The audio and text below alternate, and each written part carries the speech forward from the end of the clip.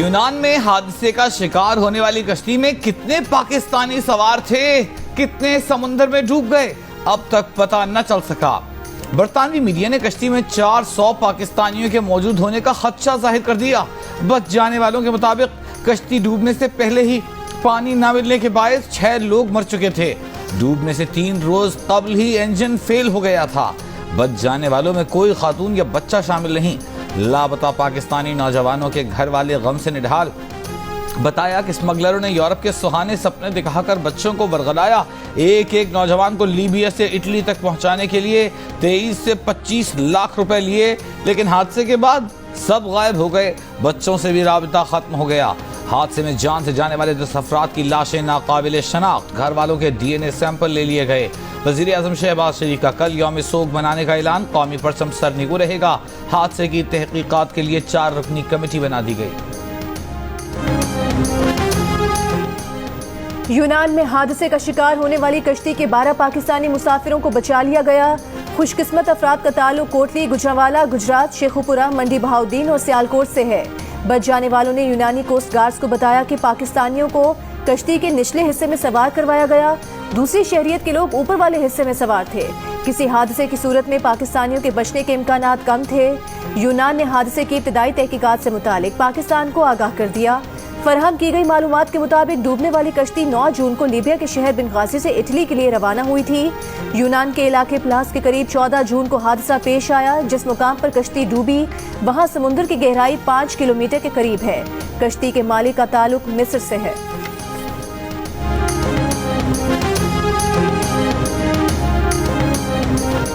वज़ीर आज़म शहबाज शरीफ की नौजवानों को गैर कानूनी तौर पर यूरोप भेजने और इंसानी स्मगलिंग में मुलव्विस गैंग के खिलाफ घेरा तंग करने का हुक्म।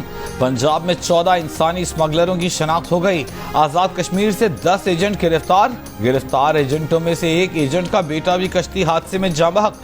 DIG पुलिस आज़ाद कश्मीर का कहना है कि मुल्क से फरार की कोशिश करने वाला मरकजी एजेंट गुज़िश्ता रोज़ कराची एयरपोर्ट पर गिरफ्तार किया गया था। कश्मीरी जवानों की अमवात पर आज़ाद कश्मीर में सोग मनाया जा रहा है। वज़ीर ख़ारजा बिलावल भुट्टो ज़रदारी और नून लीग की चीफ ऑर्गेनाइजर मरियम नवाज का यूनान में कश्ती डूबने से पाकिस्तानियों के जाँ बहक होने पर अफसोस का इजहार। बजट की मंजूरी में वज़ीर आला सिंध की हिमायत शामिल थी। मुराद अली शाह के एतराज़ को दूर किया गया था। कौमी इक़्तिसादी काउंसिल में इत्तफ़ाक़ी राय से बजट मंजूर हुआ तो अब एतराज़ क्यों? मुराद अली शाह ने कुछ मंसूबों में फंड्स में इजाफा कराया। सैलाब ज़दगान के लिए मुख्तस 80 अरब में से ज्यादातर रकम सिंध को दी गई। काबीना में भी बजट की मंजूरी दी गई। बजट की तैयारी में भी तमाम इत्तेहादियों को शामिल किया गया। बिलावल भुट्टो ज़रदारी की वज़ीर आज़म को वार्निंग पर एहसन इकबाल का रद्द-ए-अमल। आइंदा माली साल के बजट पर हुकूमती इत्तेहाद की 2 बड़ी जमातों पीपल्स पार्टी और मुस्लिम लीग नून में इख्तिलाफात। वज़ीर आज़म शहबाज शरीफ की ज़ेर सदारत अहम इजलास कल होगा। वज़ीर ख़ारिजा बिलावल भुट्टो ज़रदारी और दोनों जमातों के माली उमूर से मुतालिक वज़रा और माहिरीन शिरकत करेंगे। गुज़िश्ता रोज़ बिलावल ने स्वात में जलसे से खिताब के दौरान वज़ीर आज़म से बजट में वादे पूरे न करने का शिकवा करते हुए खबरदार किया था कि सैलाब मुतासरीन की बहाली के लिए पैसा न मिला तो पीपल्स पार्टी बजट मंजूर नहीं होने देगी।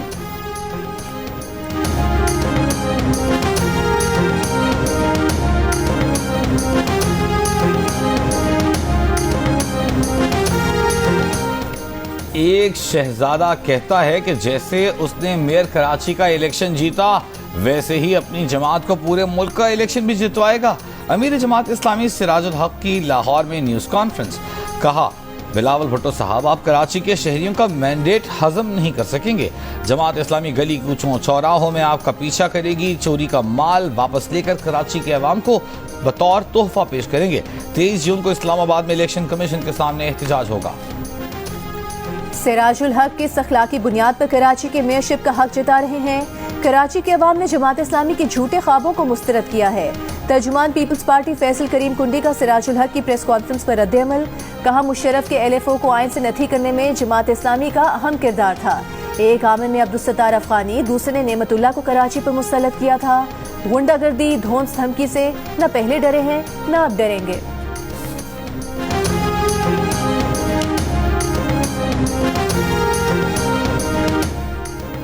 आज़रबाईजान से LNG की खरीदारी पर इख्तिलाफ। शाहिद खाकान अब्बासी ने इक़्तिसादी राबिता कमेटी की रुकनियत से इस्तीफा दे दिया।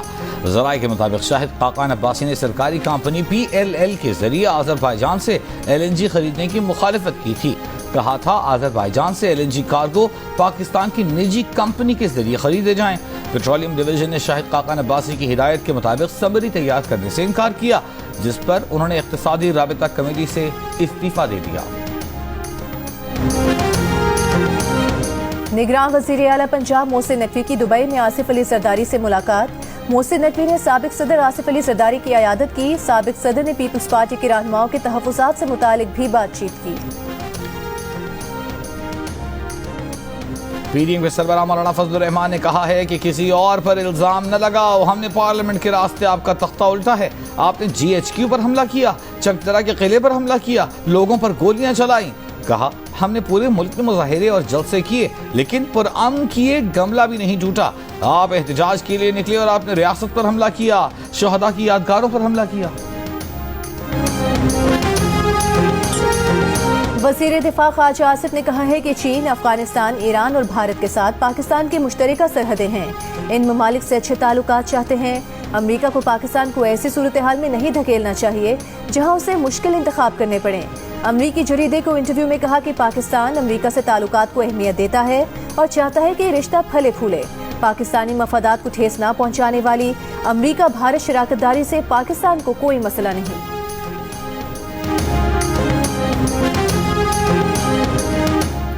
आसिफ अली जरदारी ने सरायकिस्तान की महरूमियों पर आवाज बुलंद की। सरायकिस्तान सूबे के लिए तमाम सियासी जमातों का इकट्ठा होना बड़ी कामयाबी है। साबिक वज़ीर आज़म यूसुफ रज़ा गिलानी का तकरीब से खिताब। कहा उन्होंने अपने दौर में सरायकिस्तान सूबे के लिए पंजाब असम्बली और कौमी असम्बली से करारदादें मंजूर कराईं। उनकी जमात ने उनकी मुकम्मल हिमायत की। PTI दौर में कभी कहा गया बहावलपुर सूबा बनेगा, कभी मुल्तान सूबा बनाने की बात हुई। तूफान की वजह से नुकसान होता, लेकिन बारिशों की वजह से ना हमें बहुत फ़ायदा हुआ है और उसका पानी अभी भी हमारे गंदम में, अनाज में, सारियों के फसल में मौजूद है और वो बहुत है हमारे गंदम को, फसल को ताकत दे रहा है। जिला बदीन में समुद्री तूफान बिपरजॉय आते आते लौट गया। तेज हवाओं के साथ मूसलाधार बारिश ने जहां माहीगीरों की बस्तियों को नुकसान पहुंचाया, वहीं काश्तकारों को फायदा भी पहुंचाया। काश्तकारों का कहना है कि बारिश की वजह से जिले में सबसे ज्यादा काश्त की जाने वाली चावल की फसल को वाफिर मिकदार में पानी मिलने की वजह से फसल अच्छी तैयार होगी। ठट्टा में तूफान टलने के बाद माहीगीरों को शिकार की इजाजत मिल गई। केटी बंदर के साहिल पर लंगर अंदाज कश्ती और बड़ी लांचों के माहीगीर खुशी से निहाल। गहरे समुद्र में जाने के लिए तैयारियां जोरों शोर से जारी।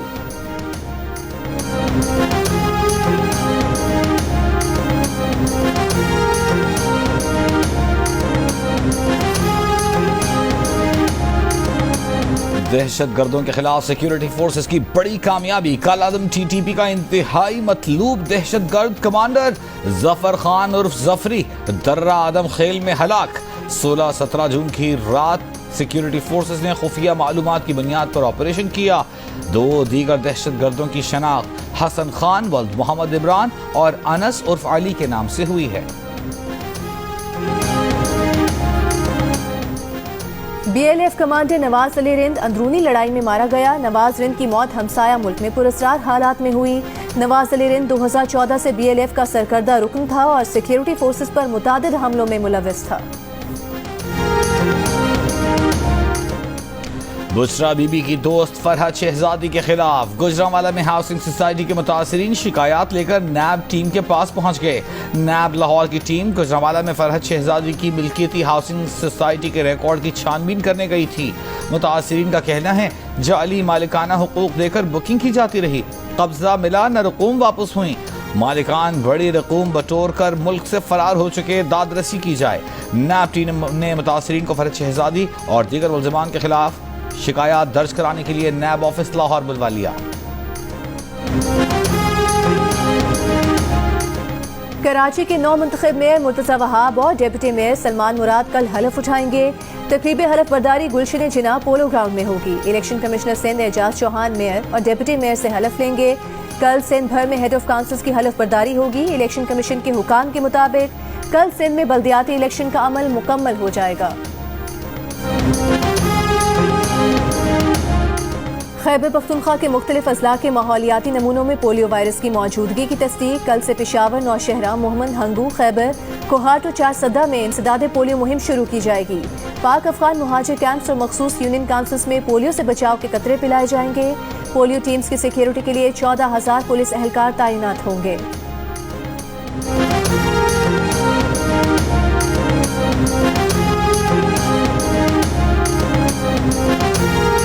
वफाकी वज़ीर इत्तलात मरियम औरंगजेब का कहना है कि सिनेमा घर न होने की वजह से फिल्म इंडस्ट्री में मजीद तरक्की नहीं हो रही। इस वक्त पाकिस्तान की फिल्म इंडस्ट्री पर कोई टैक्स नहीं।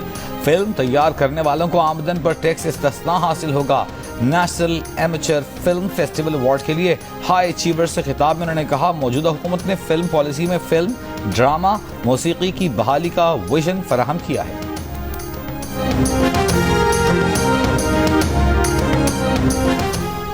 OGDCL ने खैबर पख्तूनख्वा में वाक़े वली ऑयल एंड गैस फील्ड से पैदावार का आगाज कर दिया। यौमिया 1 करोड़ मकब फुट गैस सुई नॉर्दर्न सिस्टम में शामिल हो गई और यौमिया 1000 बैरल खाम तेल भी हासिल होगा।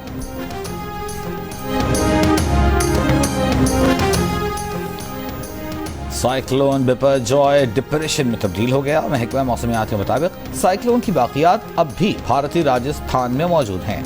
सिंध समेत मुल्क के बेशतर इलाकों में आज मौसम शदीद गर्म खुश्क रहा। कराची में आइंदा 3 रोज मौसम गर्म और मरतूब रहेगा।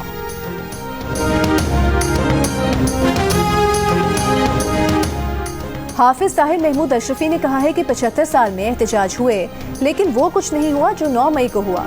क्या गुस्से में आकर कोई अपने शोहदा की यादगारों की बेहुरमती करता है? 1 माह 10 दिन हो गए जो मुजरिम वाज़े हैं, अभी तक उनकी सजाएं मिलती नजर नहीं आ रही। आर्मी एक्ट के तहत चेयरमैन PTI के दौर में भी सजाएं दी गईं।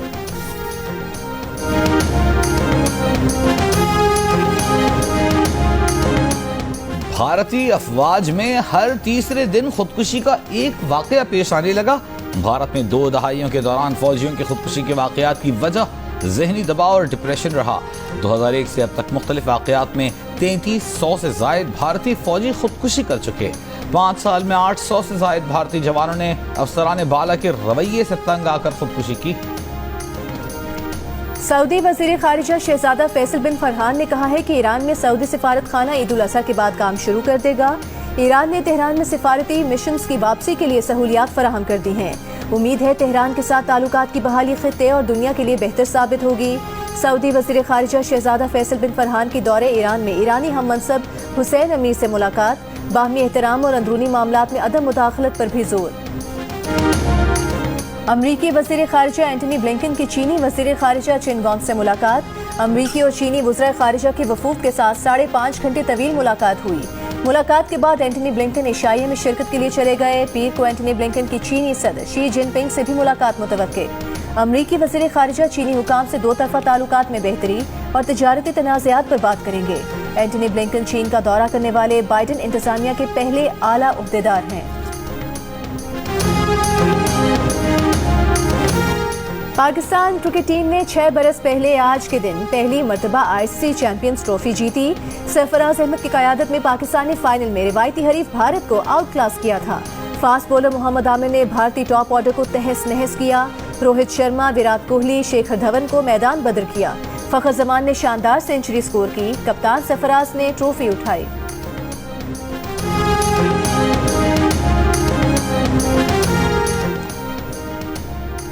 स्पेशल ओलंपिक्स का बर्लिन में शानदार आगाज, खिलाड़ियों का मार्च पास्ट, बड़ी तादाद में पाकिस्तानी खिलाड़ियों की भी शिरकत। कराची में जंग मीडिया ग्रुप के ज़ेरे एहतमाम 2 रोज़ा द न्यूज़ एजुकेशन एक्सपो खत्म हो गई। तलबा और शहरों की बड़ी तादाद में शिरकत। एक्सपो में तलबा और तालिबात को बैरून मुल्क तालीम और टेक्नोलॉजी से मुतालिक आगाही दी गई। तालीम के साथ हुनरमंदी और मुख्तलिफ तख्लीकी सलाहियत पैदा करने से मुतालिक मालूमात भी फराहम की गई। औलाद के लिए हर मुश्किल अबूर करने वाले बाप को खिराज तहसीन पेश करने का दिन। मोहब्बत, शफकत, हिम्मत और हौसले की मिसाल। औलाद की हिफाजत और परवरिश के लिए हर दुख सहने वाले बाबा, आपकी अजमत को सलाम। दुनिया भर में आज फादर्स डे मनाया जा रहा है। गूगल का डूडल भी बदल गया।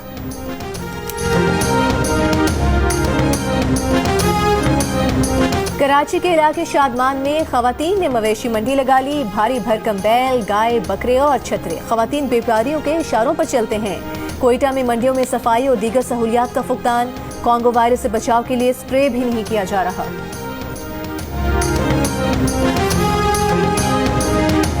एक औरत रहा करती थी, गाती थी रातों के टाइम पे, अजीब व गरीब, मतलब कोई गुनगुना रही। ये तो नहीं गाते। हाँ, ये ऐसे कुछ था। कभी स्त्री के तार के सॉकेट से मार पड़ी है? ओह माय गॉड, मुझे भी नहीं पड़ी।